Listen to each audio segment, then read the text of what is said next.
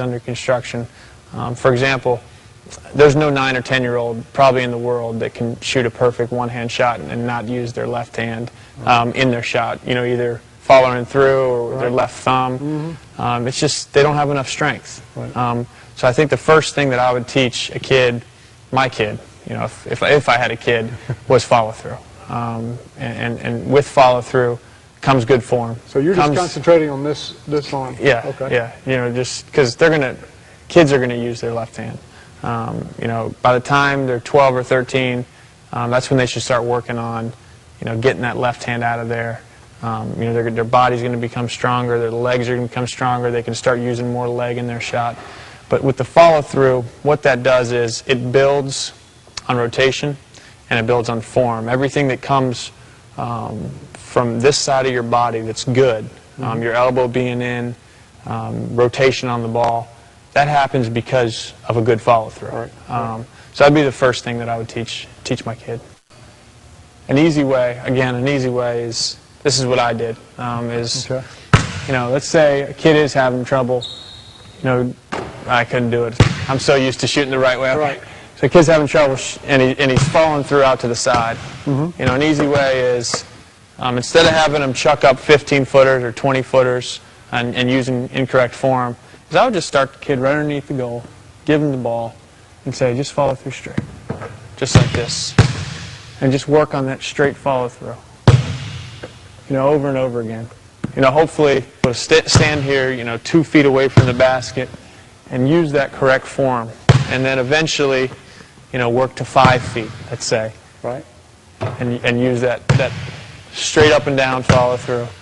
And then eventually, you know, he'll work his way out and hopefully that problem will be corrected. But again, you know, we've talked about it a lot, and I hate to say it again, but the word progression is really key to shooting. Shooting is a progression, and you know, the whole process of mechanics and everything, it starts with one motion and it ends with a completely different motion.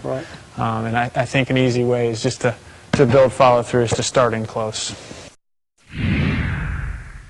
How to control the flight of the ball? Well, I think there's several key factors in helping control the flight of the ball. First being, you want your feet squared to the basket. You want your trunk of your body looking at the goal. You want your eyes focused on the rim. And the rest is just your upper body. Making sure your elbow's in, making sure your follow-through is straight, and then making sure that you land properly. If you do those, you know, 5 or 6 things, the ball is going to have a trajectory right towards the basket, and it'll go in a lot of times. Let me tell you what I heard from you. I heard stuff before you started your shot motion.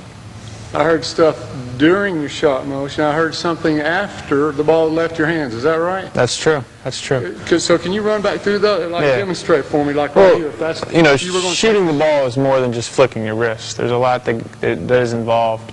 So I'm going to spin the ball out and receive it like it's a pass. So as I spin it out, I'm getting my feet set. So my left foot is set. I step into it. My right foot is set. I catch the ball. My elbow's already in. My knees are bent. Now I'm looking at the goal. So I got my eyes on the front of the rim, not the back of the rim or the net. I'm looking right at the front of the rim. And as I elevate, I'm bringing my elbows up, keeping the ball in my shot pocket. My wrist is cocked. This should be about a 90-degree angle.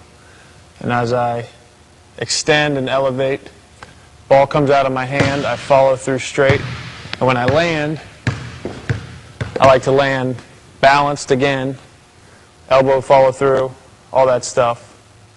And then I'm ready to go play some defense. Someone's taking it out of the net. Yeah.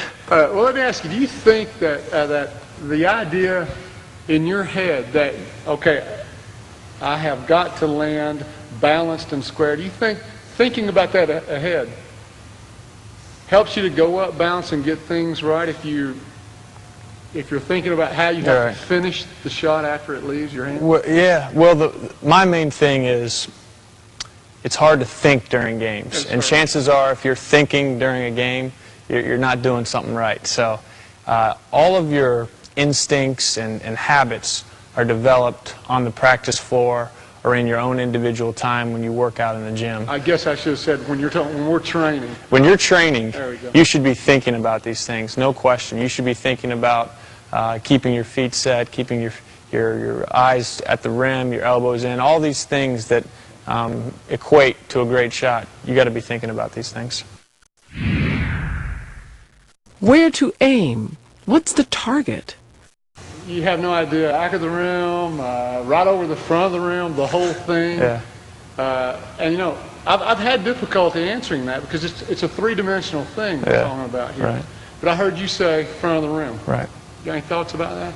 Well, for me, I started looking at the front of the rim as soon as I started shooting the basketball, so it was kind of just natural for me to say that and for me to do that. Right. But I think, you know, physically it makes sense, because if you're aiming towards the front of the rim and you put the right trajectory on the ball is going to go right over the front of the rim into the basket. I mean, it makes the most logical sense that you would look at that point of the goal. How to control the arc? The other thing that I've noticed is probably consistency should be your middle name, okay? Because your footwork, your handwork, everything